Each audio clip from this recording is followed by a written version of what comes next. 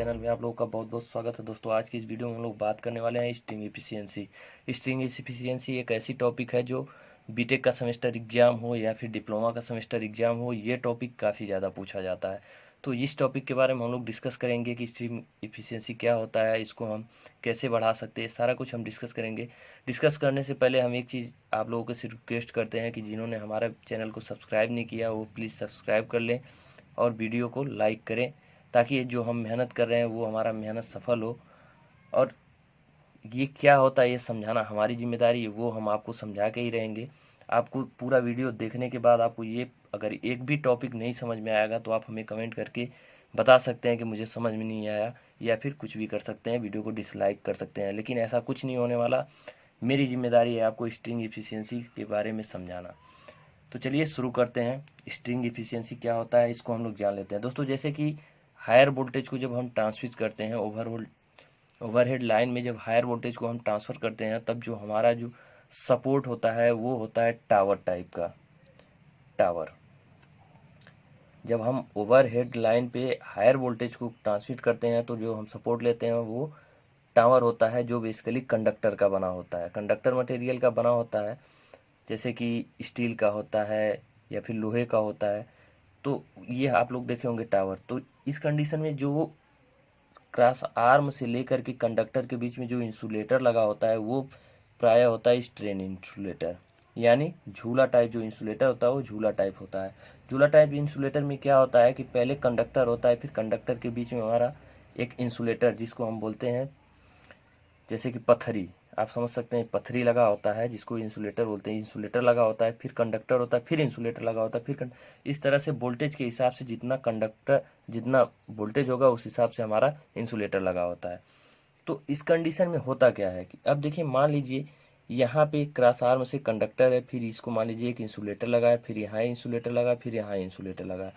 अब इस कंडीशन में होता क्या है कि जब यहाँ कंडक्टर लगा होता है, जो तार हमारा जिसके द्वारा हम ट्रांसमिट करते हैं सप्लाई को, उसमें करंट फ्लो करती है, तो ये कंडक्टर जो होता है इसमें भी करंट जाता है। फिर इंसुलेटर लगा होता है। फिर देखिए, अब मान लीजिए एक कंडक्टर, ये दो कंडक्टर हैं और कंडक्टर के बीच में हमारा क्या लगा हुआ है, इंसुलेटर। तो जब इंसुलेटर लगा, दो कंडक्टर के बीच अगर हमारा इंसुलेटर लगा है, तो वो जो इंसुलेटर अगर दो कंडक्टर के बीच हो गया तो वो हमारा एक कैपेसिटर के भांति बिहेव करता है। जैसे कि हम लोग जानते हैं कि कैपेसिटर का जो है परिभाषा यही होता है कि दो कंडक्टर के बीच अगर हमारा इंसुलेटर मटेरियल है तो इंसुलेटर की भांति सॉरी कैपेसिटर की भांति बिहेव करेगा। तो उसी तरह से दो कंडक्टर के बीच में इंसुलेटर लगा है तो हमारा ये क्या होगा, एक कैपेसिटर की भांति बिहेव करेगा। इसी तरह से इन दो कंडक्टर के बीच में इंसुलेटर है तो ये भी हमारा एक कैपेसिटर की भांति बिहेव करेगा। इसी तरह से ये भी। तो ये कंडक्टर से क्या हुआ कि कंडक्टर जो कनेक्ट है इंसुलेटर के बीच में, हर एक इंसुलेटर के बीच में और कंडक्टर और इंसुलेटर के बीच में कैपेसिटर जो है आपका जनरेट हो जाएगा। इसी तरह से देखिए, ये आपका जो सपोर्ट है ये भी आपका जो है कंडक्टर है। और अब मान लीजिए ये कंडक्टर और ये सपोर्ट के बीच में वायु होता है। वायु हमारा डाइइलेक्ट्रिक मटेरियल होता है जो बेसिकली हमारा इंसुलेटर का काम करता है। तो अगर दो कंडक्टर के बीच में हमारा इंसुलेटर आ गया तो यहाँ भी कैपेसिटर आपका जनरेट हो जाएगा, और यहाँ भी कैपेसिटर और यहाँ भी कैपेसिटर। तो आशा करते हैं ये आप लोग समझ पाएंगे कि हमारा कैपेसिटर कैसे जनरेट होता है। अब देखिए यहाँ पे एक चीज़ समझने वाली बात ये है, एक मिनट देखिए, ये जो कैपेसिटर है ये आपस में म्यूचुअल है। म्यूचुअल कैपेसिटर पहले ये जनरेट होगा, फिर ये, इसकी वजह से जो है आगे करंट फ्लो होगा, इसकी वजह से फिर आगे, तो ये आपस में म्यूचुअल का कैपेसिटर होंगे। तो इसको हम बेसिकली कहते हैं CM, मतलब कैपेसिटर ऑफ म्यूचुअल कैपेसिटर। ठीक है, इसको भी हम CM बोलते हैं और इसको हम CM बोलते हैं, म्यूचुअल कैपेसिटर। और ये दोनों देखिए, ये जो तीनों कैपेसिटर हैं ये आपस में क्या है, पैरेलल है, जिसको हम शंट कैपेसिटर बोलते हैं। इसको हम CS बोलते हैं, शंट कैपेसिटर, और इसको हम CS कैपेसिटर। ठीक है, तो इतना आप लोग समझ पाए होंगे कि ये कैपेसिटर हमारा जनरेट हो गया। अब देखिए हम यहाँ पे समझते हैं कि अगर जब हमारा कैपेसिटर जनरेट होता है तो इस पॉइंट को मानते हैं R, इस पॉइंट को मानते हैं Q, और इसको मान लिए P। अब मान लीजिए कि P और ये क्रॉस आर्म का जो क्रॉस आर्म है और P के बीच वोल्टेज जो जनरेट हो रहा है हमारा, जो कैपेसिटर के कारण जो वोल्टेज हमारा उत्पन्न हो रहा है, इसको मान लीजिए V1 है, और P और Q के बीच जो वोल्टेज है इसको हम मान लिए कि V2 है, और यहाँ क्यू और आर के बीच का जो है मान लिए V3 है। क्यू और लेकर के यहाँ कंडक्टर तक हम लेंगे, इसके बीच जो हमारा वोल्टेज जनरेट होगा उसको मान लिए V3 है। ठीक है, अब मान लेते हैं कि पॉइंट आर पे जो हमारा करंट है ये कैपिटल I3 हमारा यहाँ से ऊपर जा रहा है, जो क्यू की तरफ जा रहा है, और यहाँ से लेकर के इस कैपेसिटर में जो जा रहा है उसको मान लिए स्मॉल I3। फिर क्यू से आगे जो पॉइंट क्यू पे जो हमारा आगे जो पी तक जा रहा है करंट उसको मान लिए कैपिटल I2, और यहाँ जो जा रहा है उसको मान लिए स्मॉल I2। फिर इसी तरह से स्मॉल I1 और कैपिटल I1। इसको कुछ नहीं करना, आपको डायग्राम रट लेना है और इसी तरह से आपको मानना है कि इसमें I3, इसमें स्मॉल I3, इसमें कैपिटल I3 I2, इसमें स्मॉल I2। बस सेम आपको ये फिगर बनाना है एग्जाम में। उसके बाद कैसे स्ट्रिंग एफिशिएंसी हम निकालते हैं ये देखते हैं। सबसे पहले आप क्या करेंगे, आपको मानना पड़ेगा। मानना क्या पड़ेगा, यहाँ देखिए लेट यानी माना CS/CM = K। बस कुछ नहीं करना, आपको CS/CM = K मानना है। इसको आप मान के छोड़ देंगे। अब उसके बाद पॉइंट P से आपको बस यही ध्यान रखना है, CS/CM = K मानना है। उसके बाद आपको लिखना है apply KCL, Kirchhoff current law at point P, यानी कि पॉइंट P पे आपको KCL अप्लाई करना है। KCL जानते हैं आप लोग कि किसी जंक्शन पे जो करंट मिलते हैं उसका बीजगणितीय योग जो होता है 0 के बराबर होता है।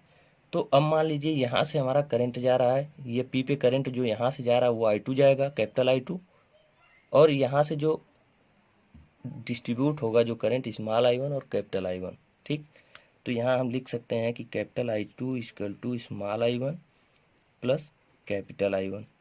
ये हमारा किरचॉफ करंट लॉ के नियम से। ठीक, अब यहाँ पे हम जानते हैं कि देखिए I2 = I, हम ओम के नियम से जानते हैं V = I × R होता है। ठीक है, तो अगर यहाँ पे I हम निकाले तो V/R होता है।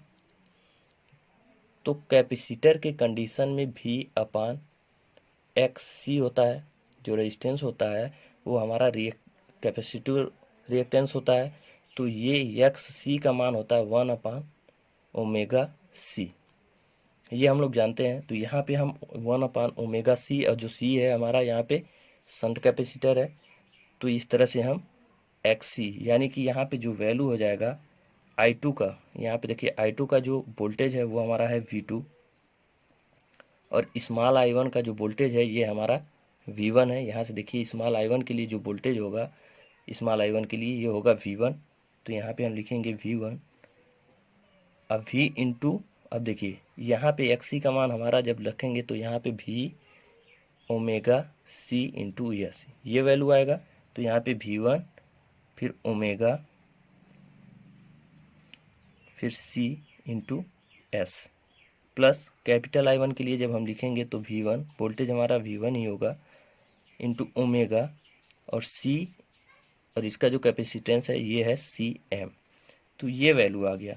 अब यहाँ से देखिए हम कर सकते हैं V2 = V1 ओमेगा, और CS = हम यहाँ से करते हैं कि KCM। देखिए यहाँ से CS = हम लिख सकते हैं KCM। तो यहाँ पे हम लिख देंगे KCM plus V1 omega CM।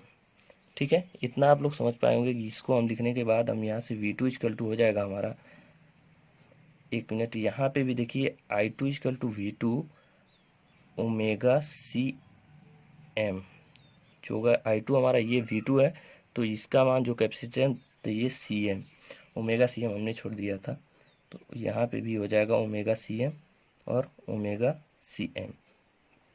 अब देखिए V1, और यहाँ से अगर हम ओमेगा CM को कॉमन कर लेते हैं तो V1 प्लस, अगर V1 को भी हम कॉमन कर लेते हैं तो यहाँ पे बचेगा K+1। तो यहाँ पे ओमेगा CM और ओमेगा CM कैंसिल आउट हो जाएगा, तो V2 = आ जाएगा आपका V1 K+1। इसको मान लेते हैं समीकरण 1, जो कि आपकी V2 का मान निकल गया V1 K+1। अब इसी तरह से आप लिखेंगे कि apply KCL at point Q। ठीक है, अब Q पे जब हम KCL अप्लाई करेंगे तो यहाँ पे जो करंट आ रहा है वो आपका होगा कैपिटल I3, कैपिटल I3, और जो करंट हमारा जा रहा है Q से वो स्मॉल I2 और कैपिटल I2, तो small I2 plus capital I2। फिर हम इसको जब वोल्टेज के फॉर्म में लिखेंगे तो I का मान जो होगा हमारा V3। यहाँ पे देखिए, यहाँ पे जो इस करंट का जो वोल्टेज हमारा जनरेट हो रहा है इस कैपेसिटर का वो V3 है, तो हम लिखेंगे V3 omega CM equal to V। अब देखिए, जो I2 वाला इस कैपेसिटर के लिए जो वोल्टेज होगा वो टोटल V1 प्लस V2 होगा, तो यहाँ पे हम लिखेंगे V1 plus V2 into omega C into S plus इसी तरह से I1 के लिए, I2 कैपिटल I2 के लिए जो हमारा वोल्टेज होगा वो होगा कैपिटल I2, यहाँ पे देखिए वो होगा हमारा V2, तो V2 ओमेगा CM। अब यहाँ पे I2 के लिए ये नहीं आप कह सकते हैं कि V1 प्लस V2 होगा, क्योंकि इसका इस I2 के लिए जो ये करंट हमारा I2 सिर्फ यहाँ P और Q के बीच है, तो इसका जो वोल्टेज है वो V2 है। लेकिन अब इसके लिए देखिए, इस कैपेसिटर के लिए जो वोल्टेज हमारा है V1 और V2 दोनों होगा, तो इस तरह से हमने लिख दिया यहाँ पे। अब फिर वही कंडीशन हम करेंगे कि CS की जगह पे KCM लिखेंगे, तो यहाँ पे होगा V3 omega CM equal to V1 plus V2, फिर omega KCM plus V2 omega CM। फिर हम ओमेगा CM जो हमारा कैंसिल आउट हो जाएगा, यहाँ से ओमेगा और ओमेगा CM हमारा इससे कैंसिल आउट हो जाएगा। फिर हमारा बचेगा V3 equal to V1 plus V2 फिर इंटू K प्लस V2, इतना वैल्यू हमारा आ जाएगा। अब इसके बाद हम देखिए V3 इक्वल टू कर सकते हैं KV1, इसको मल्टीप्लाई कर देंगे प्लस KV2 प्लस V2। अब देखिए, अब यहाँ पे एक लाइन और हम कर सकते हैं कि KV1 को यहाँ लिख सकते हैं प्लस यहाँ से V2 अगर हम कॉमन कर लें तो बचेगा हमारा K प्लस 1। इतना वैल्यू आ गया। अब हम अगले पेज पे चलते हैं, देखते हैं क्या होता है। देखिए V3 का मान जो आया हमारा ये समीकरण आया। अब यहाँ पे समीकरण 1 से हम यहाँ लिख सकते हैं कि समीकरण इक्वेशन 1 से, इक्वेशन 1 में हमारा क्या है, बेसिकली V2 का जो वैल्यू है वो हमारा है V1 इंटू K प्लस 1। हमने समीकरण 1 में देखिए यहाँ पे लिखे हैं कि V2 का जो वैल्यू आया है V1 K प्लस 1। अब इस समीकरण में हम क्या करेंगे, V3 में हम क्या करेंगे, इसको समीकरण 2 कर सकते हैं कि समीकरण 2 में हम जब समीकरण 1 का मान V2 का मान यहाँ समीकरण 2 में पुटअप करेंगे तो हमारा V3 इक्वल टू हो जाएगा KV1 प्लस, अब V2 के जगह पे हम लिख देंगे V1 K प्लस 1 और ऑलरेडी हमारा K प्लस 1 है।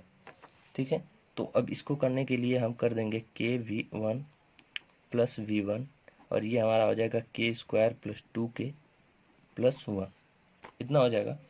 अब यहाँ से हम कर सकते हैं V1 को कॉमन, तो V1 को जब हम कॉमन करेंगे तो हो जाएगा K plus K square plus 2K plus 1।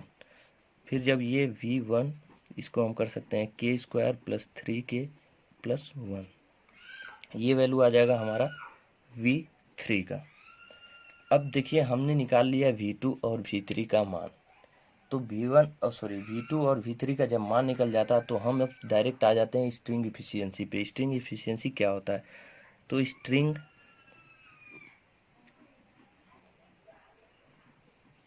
Efficiency जो होता है हमारा, स्ट्रिंग इफिशियंसी ये होता है टोटल जो इंसुलेटर है उसमें जो भी हमारा कैपेसिटर का जो वोल्टेज जनरेट हुआ है तो उसका जो टोटल वोल्टेज होता है, टोटल वोल्टेज आप जो है कैपेसिटर जो है कैपेसिटर है उसका total voltage upon number of disc, मतलब जितने इंसुलेटर हैं उस कितने से उसका नंबर आपको लिखना है, नंबर ऑफ इंसुलेटर इनटू फिर आपको जिस भी पॉइंट का या फिर कंडक्टर के नियरली जो भी डिस्क है हमारा उसका जो वोल्टेज जनरेट हुआ है जो भी कैपेसिटर है वो, यानी वोल्टेज are nearly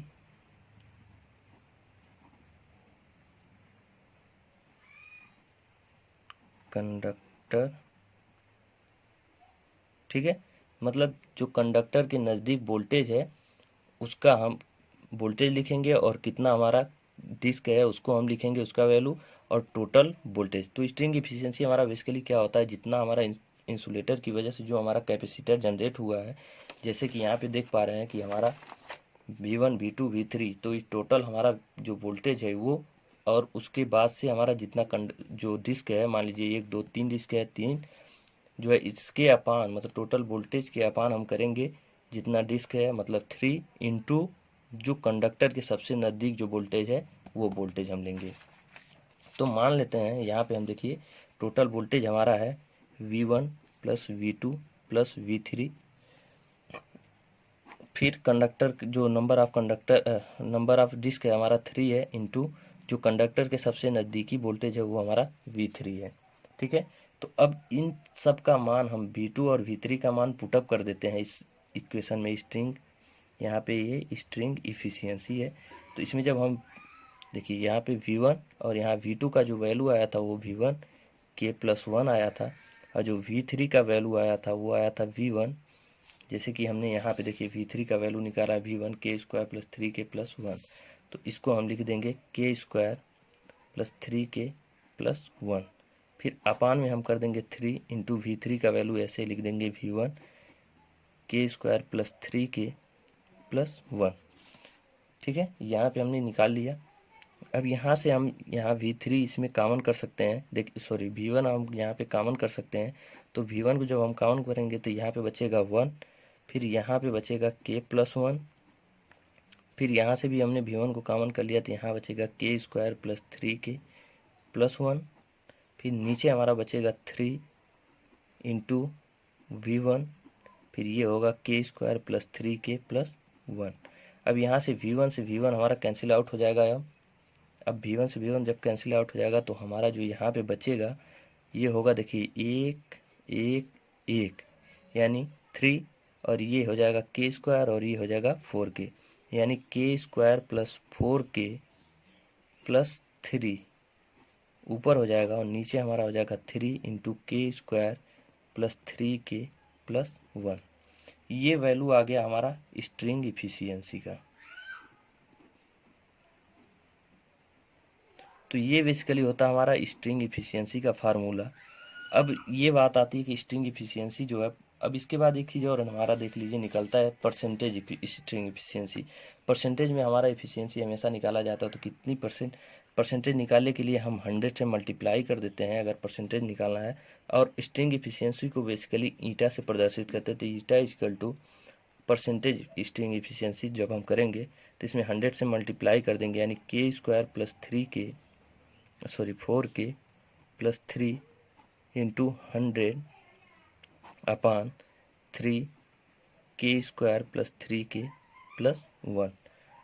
अब ये हमारा हो गया परसेंटेज में, ठीक है। तो ये हमारा स्ट्रिंग इफिशियंसी परसेंटेज में आ गया। अब इसको बढ़ाने की जब बात आती है तो हम कैसे इसको बढ़ाते हैं ये हमको समझना होता है कि स्ट्रिंग इफिशियंसी को हम कैसे बढ़ाते हैं। अगर देखिए स्ट्रिंग इफिशियंसी हमारा जब बढ़ेगी कैसे, या 100% कैसे होगी, जब अगर के का मान जब हमारा 0 हो जाएगा तो या ये 0 हो जाएगा और 3 होगा, यहाँ से 3 कैंसिल आउट हो जाएगा, और यहाँ पे भी 0 यहाँ पे 0, तो ये 1 बचेगा, यानी 100/1, यानी स्ट्रिंग इफिशियंसी हमारा 100%। तो 100% तो होता नहीं बेसिकली, जैसे कि देखिए CS/CM इक्वल टू हमने के माना था। अगर CS और CM जो है 0 हो जाए, कोई भी एक, चाहे CS 0 हो जाए, या यहाँ पे CM 0 नहीं होगा, CS जब 0 हो जाएगा हमारा तो के हमारा 0 होगा, और जब के 0 हो जाएगा तो हमारा स्ट्रिंग इफिशियंसी जो है 100% हो जाएगी। तो ऐसा आइडियल केस में होता है, क्योंकि ऐसा होता नहीं है कि CS 0 हो जाए, लेकिन इसको कम किया जा सकता है। CS का अगर मान हम कम करें तो के का मान कम हो जाएगा, और CS का मान कम करने के लिए कई तरीका है, जिसमें से एक तरीका ये भी है कि अगर हम क्रॉस आर्म की लंबाई बढ़ा दें तो इसमें जो कैपेसिटेंस उत्पन्न होने का चांस है वो कम हो जाए। तो इस तरह से हम करते हैं स्ट्रिंग इफिशियंसी को हाई, और भी कई तरीके हैं जिनको और जानने की ज़रूरत होगी, वो हमें कमेंट करके बता देंगे, तो हम एक वीडियो और उस पर बना देंगे। तो दोस्तों, अगर ये वीडियो आप लोगों को अच्छा लगे तो लाइक करें, और हमारे चैनल पर पहली बार हो तो सब्सक्राइब करें। बहुत बहुत धन्यवाद।